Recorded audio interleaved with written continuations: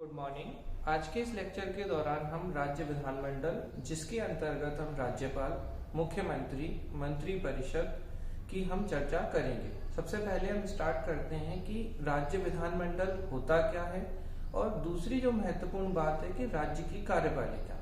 राज्य विधानमंडल को हम स्टेट लेजिस्लेचर बोलते हैं तथा राज्य की कार्यपालिका को स्टेट एग्जीक्यूटिव के नाम से जानते हैं। तो सबसे पहले हम समझते हैं कि राज्य का विधानमंडल होता क्या है।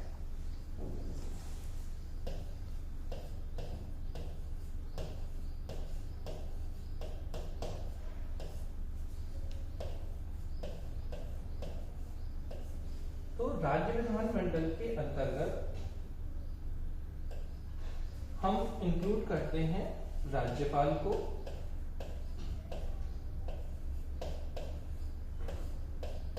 प्लस विधान परिषद,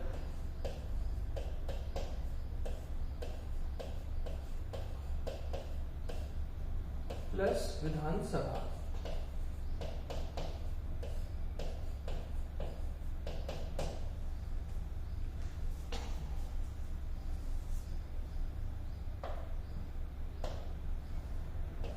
state legislature equal to governor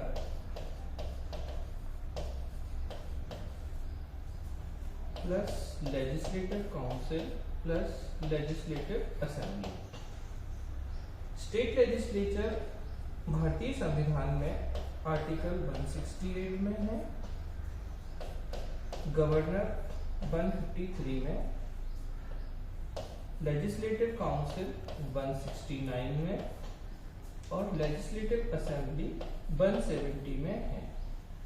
हम यहाँ ये चीज समझ सकते हैं कि जो राज्य विधानमंडल है, अगर हम इसे केंद्र से तुलना करें तो ये संसद या पार्लियामेंट के इक्वल होती है, और जो राज्यपाल होते हैं वो राष्ट्रपति के जैसे होते हैं,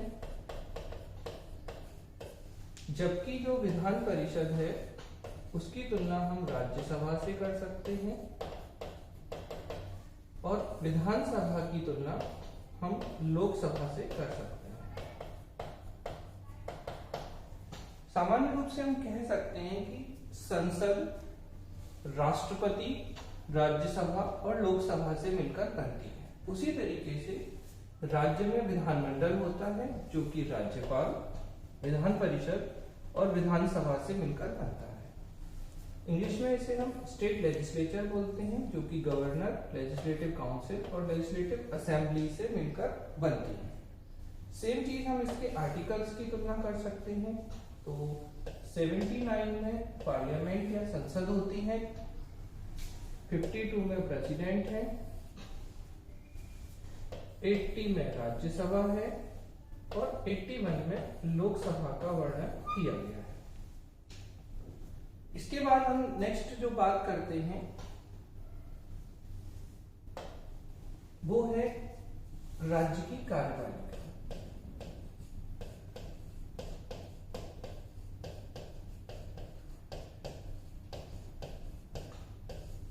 स्टेट एग्जीक्यूटिव। राज्य की कार्यपालिका के अंतर्गत राज्यपाल प्लस मुख्यमंत्री प्लस काउंसिल ऑफ मिनिस्टर, मंत्री परिषद, महाधिवक्ता को शामिल किया जाता है। इंग्लिश में राज्य की कार्यपालिका को स्टेट एग्जीक्यूटिव, राज्यपाल को गवर्नर,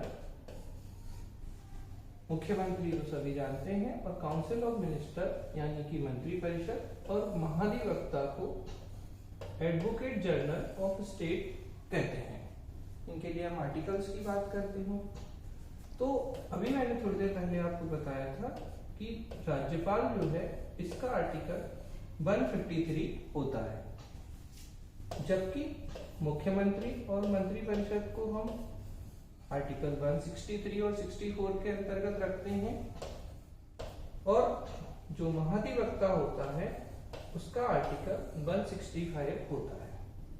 कई बार एग्जाम में क्वेश्चन पूछा गया है कि महाधिवक्ता किस आर्टिकल के अंतर्गत आता है, तो ये 165 के अंतर्गत आता है। इसी राज्य की कार्यपालिका की तुलना हम संघ की कार्यपालिका यानी कि यूनियन एग्जीक्यूटिव से भी कर सकते हैं। जिस तरीके से मैंने संसद के बारे में आपको बताया था कि संसद को हम राज्य के विधानमंडल के इक्वल मान सकते हैं, ऐसे ही केंद्र में जिस तरीके की कार्यपालिका होती है, उसी तरीके से राज्य में भी कार्यपालिका होती है। संघ की कार्यपालिका में भी वही सारी चीजें होती हैं जिस तरीके की राज्य में होती हैं। बस अंतर सिर्फ इतना आता है कि राज्यपाल की जगह हम प्रेसिडेंट या राष्ट्रपति को रखते हैं, सीएम की जगह PM, prime minister plus council of minister को रखते हैं, और महाधिवक्ता की जगह महान्यायवादी या अटॉर्नी जनरल ऑफ इंडिया को रखते हैं। तो यहां पर महान्यायवादी होते हैं और राज्य में महाधिवक्ता यहां पर रखे जाते हैं। तो इस तरीके से आप देख सकते हैं कि ये तो समान चीजें हैं। अंतर कहां आता है, तो केंद्र की कार्यपालिका में वाइस प्रेसिडेंट या उपराष्ट्रपति को इंक्लूड किया जाता है, जबकि राज्य में उपराज्यपाल जैसी कोई स्थिति नहीं होती है।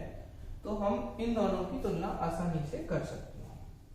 आर्टिकल वाइज बता सकते हैं। आर्टिकल 52 में हम राष्ट्रपति को, 63 में उपराष्ट्रपति को, 74 में काउंसिल ऑफ मिनिस्टर मंत्री परिषद को, और 76 में महान्यायवादी को सम्मिलित किया जाता है।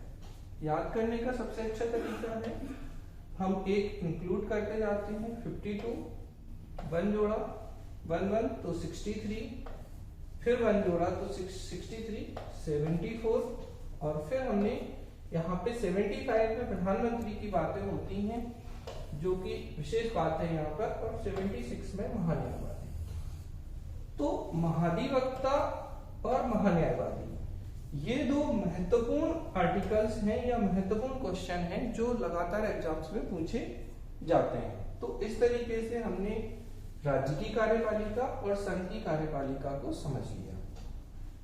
चलिए नेक्स्ट बात करते हैं।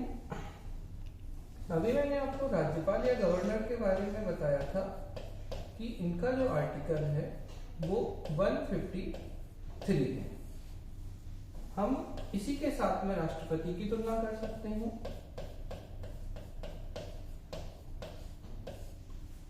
राष्ट्रपति जी के लिए 52 है। एक यहां पर हम ट्रिक का इस्तेमाल भी कर सकते हैं कि राष्ट्रपति में अगर हम 101 ऐड कर दें तो हमें राज्यपाल मिल जाते हैं। जैसे 52 प्लस 101 तो 153, नेक्स्ट 154 होगा एक आर्टिकल, और 155 होगा। इनकी हम तुलना कर लेते हैं आपस में। जैसे यहां पर हमने 53 देखा, 101 जोड़ा तो 154 हो गया। इसी तरीके से हम यहाँ 54 देखेंगे तो ये 155 हो जाएगा 101 करके। 52 में भारत के एक राष्ट्रपति होंगे, 153 में भारत के एक राज्यपाल होंगे। फिर राष्ट्रपति जो होते हैं ये कार्यपालिका के प्रमुख होते हैं, हेड ऑफ द एग्जीक्यूटिव होते हैं राष्ट्रपति महोदय भारत के। तो सेम चीज यहाँ पर हम इनके लिए कर सकते हैं कि ये राज्य की कार्यपालिका के प्रमुख होंगे। अभी मैंने आपको कार्यपालिका बता दी थी एग्जीक्यूटिव क्या होती है राज्य की, तो ये राज्य कार्यपालिका के प्रमुख होते हैं। इसके बाद नेक्स्ट याद करने के लिए 54 हिंदी में 54 बोलते हैं। 54 को हम कैसे कनेक्ट कर सकते हैं? 54 निर्वाचन, 54 यानी कि निर्वाचन यानी इलेक्शन। किसका इलेक्शन? तो राष्ट्रपति का इलेक्शन आर्टिकल 54 में है। ये मीन्स में भी पूछा गया है, काफी महत्वपूर्ण है। 54 निर्वाचन। अब हम में से सभी ये जानते हैं कि राज्यपाल जो है उनका तो इलेक्शन ही नहीं होता है, तो यहाँ पर हम निर्वाचन तो लिख नहीं सकते, यानी इनका क्या होती है? नियुक्ति या अपॉइंटमेंट होती है। और अपॉइंटमेंट करते कौन है? तो तो अपॉइंटमेंट राष्ट्रपति करते हैं। तो इस तरीके से आप इन्हें आपस में तुलना कर सकते हैं। 52 में राष्ट्रपति, 53 में उनकी कार्यपालिका शक्ति और 54 में निर्वाचन। सिंपल सी बात है, पहले एक व्यक्ति पद पर बैठेगा, फिर वो कार्य करेगा, और कार्य तो तभी करेगा जब उनका निर्वाचन हो जाएगा, तो उनका निर्वाचन। सेम चीज आप यहां देख सकते हैं, राज्यपाल का पद, राज्यपाल की कार्यपालिका शक्ति या कार्यपालिका के प्रमुख और उनकी नियुक्ति। ये आपके प्रीलिम्स में क्वेश्चन पूछा गया था कि राज्यपाल की नियुक्ति किस आर्टिकल में है। क्योंकि राज्यपाल का जो पद है वो 153 में है, तो स्टूडेंट्स नॉर्मली इसकी जगह इसको लगा देते हैं। तो ये हो जाता है आपका आर्टिकल 153, जो कि राज्यपाल के पद से संबंधित है, जबकि अपॉइंटमेंट या नियुक्ति जो है वो 155 में होती है।